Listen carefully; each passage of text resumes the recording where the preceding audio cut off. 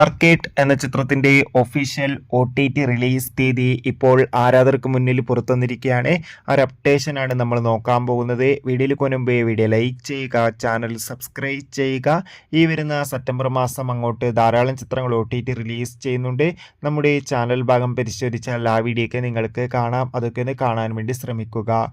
ആസിഫ് അലി നായകനായ ചിത്രമായിരുന്നു സർക്കേട്ട്. ചിത്രത്തിന് അത്യാവശ്യം വിജയം തന്നെ സ്വന്തമാക്കാൻ വേണ്ടി സാധിച്ചിട്ടുണ്ടായിരുന്നു. അതുകൊണ്ട് തന്നെ ഏവരും ഏറെ ആകാംക്ഷയോടെ സർക്കേട്ട് എന്ന ചിത്രത്തിന്റെ OTT റിലീസിനായി ഏറെ ആകാംക്ഷയോടെയായിരുന്നു കാത്തിരുന്നത്.